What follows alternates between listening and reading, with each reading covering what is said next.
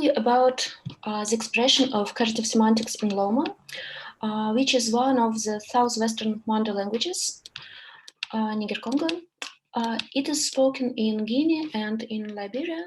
In Guinea, it is around Macenta Prefecture and Kisitougou Prefecture. So here on the map, you can see the region. In Guinea, it is somewhere here, Kisitougou and Macenta. And in Liberia, it is spoken in Lofa County, somewhere mostly here. There are, well, roughly about 500,000 people who speak this language. And the data was collected mostly by me during my fieldwork in Guinea and in Ivory Coast with the speaker of Looma. I worked with the speaker of Woybalaga dialect. It is one of the central Guinean dialects. He's from Macenta.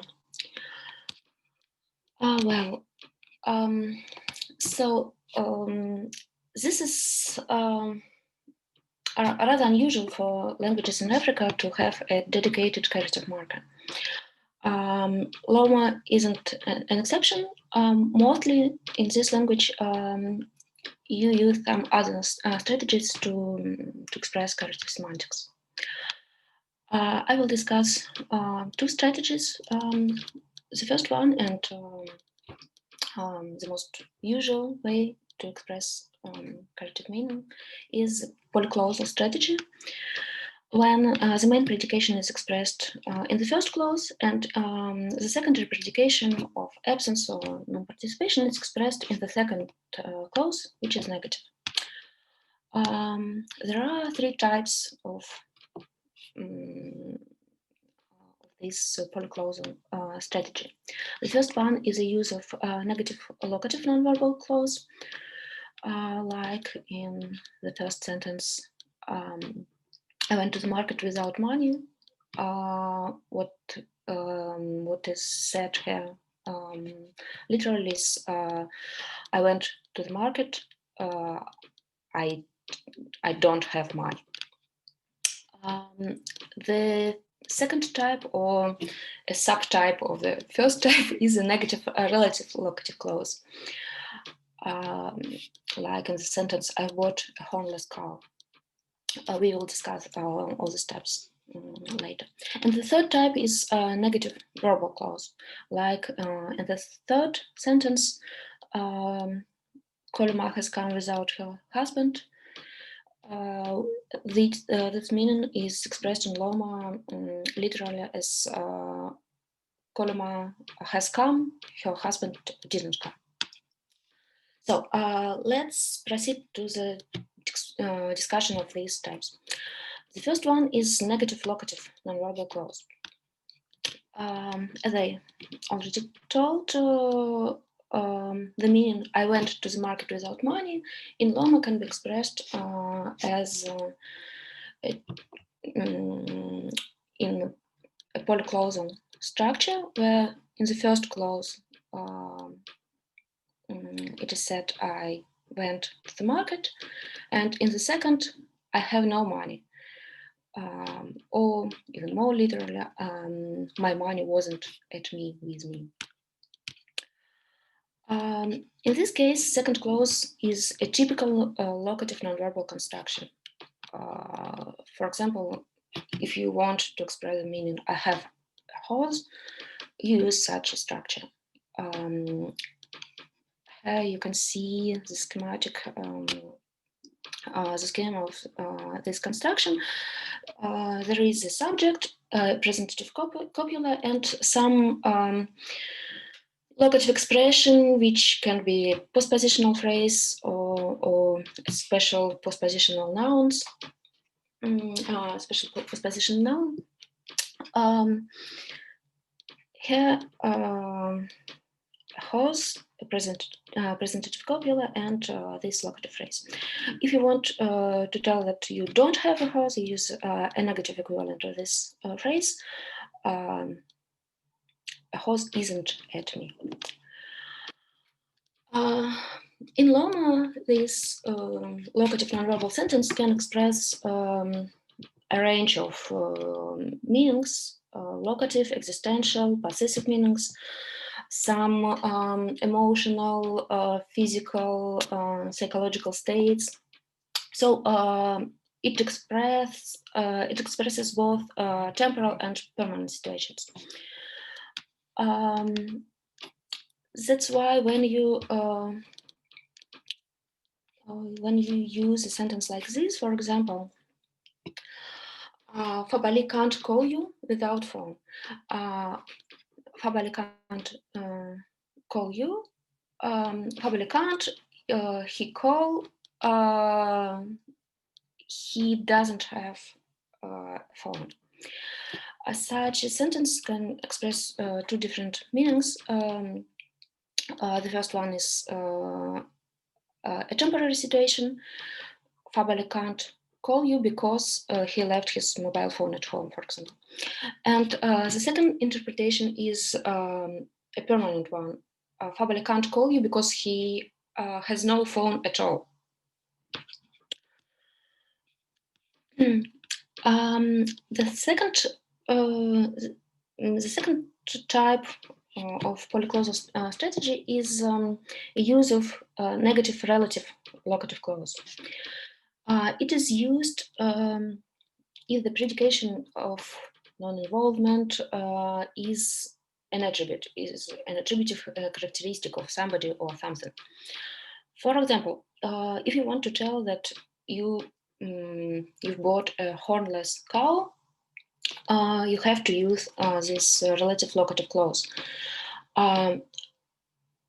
What is said here is I bought a cow that has no horn. I cow here is a relativizer which is facultative, and in Looma it is omitted more often than not. So the most natural way to say this is to say just genike minalada have without ni, without this relativizer. So obviously it is a subtype of the first type with this negative locative negative locative non-verbal clause. The only difference is that here you can use this relativizer, and why I would like to differ between these subtypes is the fact that usually in Looma, in relative clause, there are some restrictions on the use of temporal spectral markers, temporal spectral constructions, and well, there are some differences between independent structure and a relative structure. Some structural differences. Here in relative locative clause, there are no differences between a normal locative clause and a relative locative clause.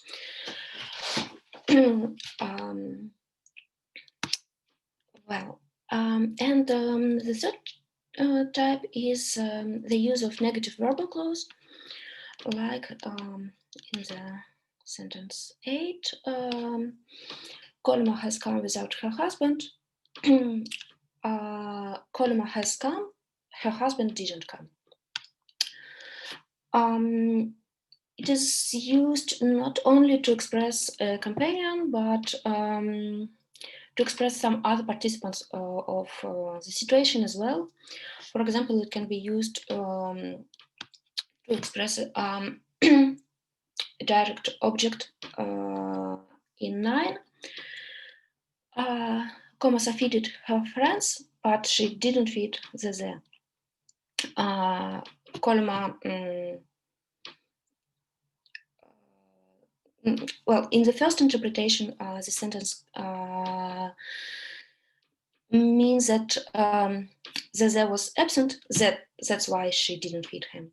In the second interpretation, it means that she just decided not to give a rise to him, though he was there, he was present.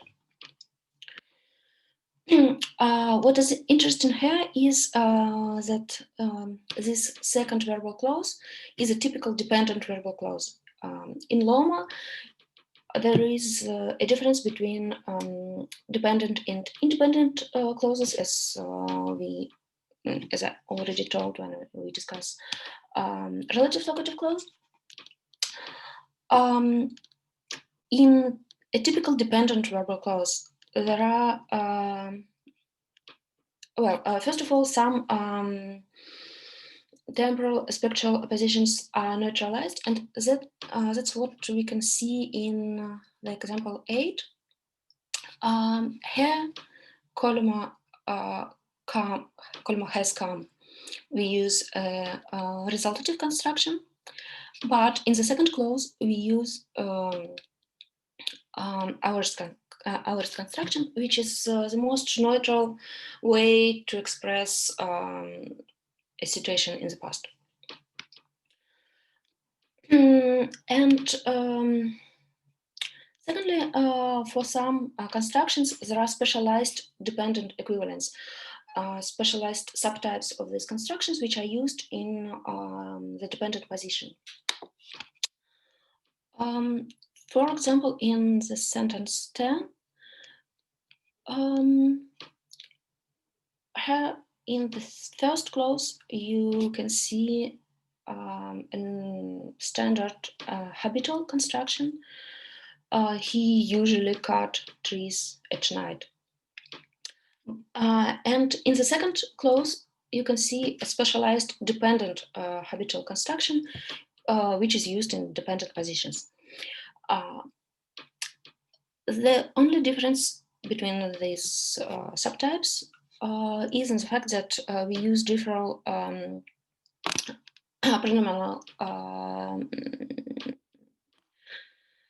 items in the first, in independent habitual construction, we use a non-past pronominal marker, and in the dependent construction, we use a basic pronominal marker.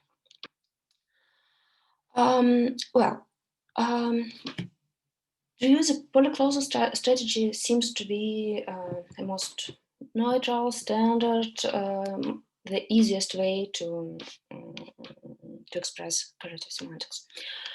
But there is a monoclosal strategy as well. First of all, you can use a negative locative nonverbal clause as it is. For example, in order to say that you have no father, or in order to say that you are without father, you can use this negative locative nonverbal clause, which is strictly saying not caritive. The second type is the use of standard negation with a prepositional phrase introduced by ga, which means with. This is the only preposition in Looma which can express the whole range of commutative, instrumental, etc. meanings. Sasha, I'm sorry, you've got 5 minutes more. Okay. In the sentence 12 can express 3 different meanings. Here we can see that a standard negation marker is used, and here is a prepositional phrase. The first interpretation is that I'm not eating fish with a knife because I'm not eating at all. The second interpretation is I'm not eating fish with a knife but I'm eating it with something else. In Looma, you have some other ways to express such meaning. First of all, with the cleft construction, which can help you to emphasize this contrastive meaning, not with a fish, but with something else. And the third interpretation seems to be rather unusual in this case. This sentence can express a meaning, a character meaning. I'm eating fish without a knife. I have a knife, but I decided not to use it. I'm eating fish without anything. But there is another more natural way to express such a meaning. Let's proceed to it. And the most standard way to express such a meaning is to use such construction. Here the problems start. I don't know how to interpret this. What we can see here, I'm eating fish, knife, and something which looks like a postposition. Well, several questions arise. First of all, what is etymology of such a construction? Second question is what is it now? How we should interpret this this construction? And the third one is semantics. Well, as for etymology for this valaba, it seems to me that the most likely solution is to interpret it as a negative clause as well. There is a postposition ba or va with the initial consonant changed, which express a range of locative meanings to be situated on a vertical surface or to move to a subject. It is used in predicative possessive constructions with some, so to say, flat body parts like a bag, for example. And la is can be a negative presentative copula. So I know that this sounds strange, but if you would like to say I have no bag, you would use this laba, this consequence laba. But still, I don't know what is the first element in this construction. What is wa? It can be a postposition too with the initial consonant changed. It can be an irrealis marker. In Looma, there is an irrealis marker which is used in some dependent clauses, like in the first in the sentence "Stay here until I come." It can be used in this clause, or I don't want to go to Masenta. Here again, we can see this one. So the problem is that there are numerous la and numerous wa in Looma, and I really don't know how to treat this particular wa and la. But well, for me, the most natural way is to interpret it as etymologically a locative phrase, but well, with something strange as a first element. And Dasha, I'm so sorry to interrupt you. The time for questions started. You can continue, but then you'll have some less time for questions. All right.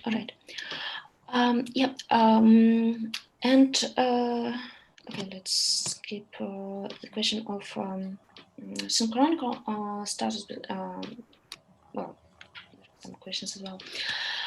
What's interesting is that in another southwestern language, the Yalo language, there are postpositions walaba, which looks as this strange structure in Looma, and Yala. Yalo is a close relative of Looma. It is spoken in Guinea. And in the only grammatical description of Yalo language, no illustrations on the use of Yala is provided. It is mentioned only in the vocabulary. But there is an example of the use of Walaba. The sentence like this: I go without the bag.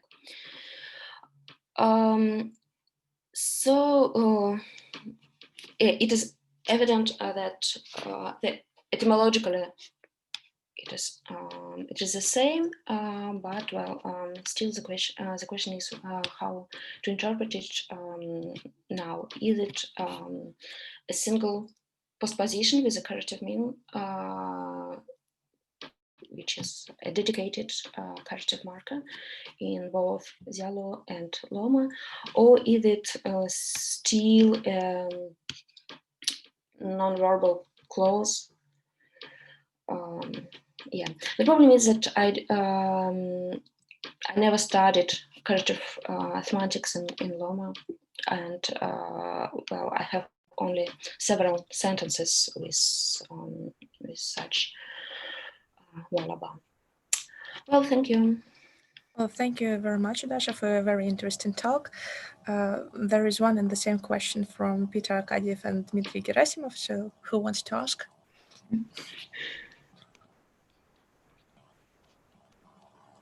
Peter Arkadiev or Dmitry Gerasimov?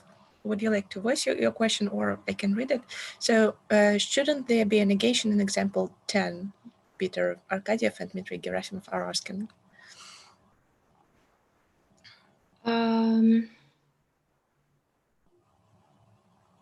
Yes. Sorry. Yeah, sorry. There is a mistake. It should be here. Yeah. Yeah, I'm sorry. And another question from Timur Maisak. So would you like to ask your question? No, it's the same question to the same example. Okay. I'm sorry. Are there any more questions? We still have like 6 minutes.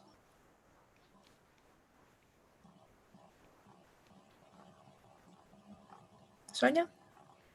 Thank you. Thank you very much for the talk.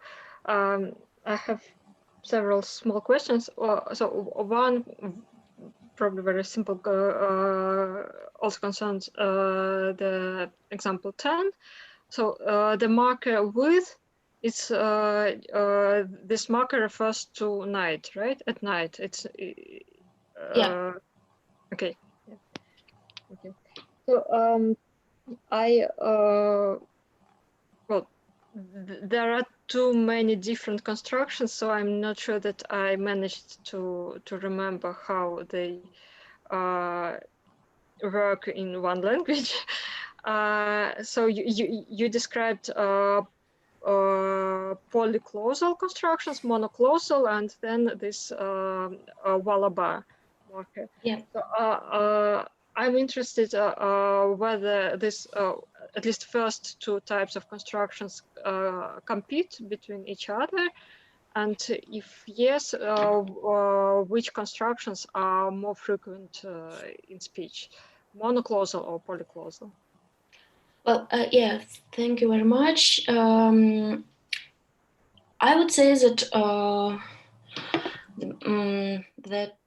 polyclosal strategy is more frequent. just because I have more examples of it. But it seems that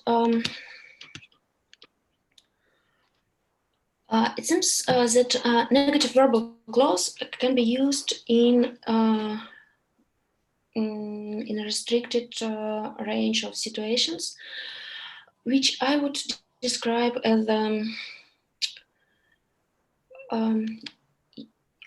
I would say that you use negative verbal clause when the participant which is absent shares its semantic role with another participant of the situation.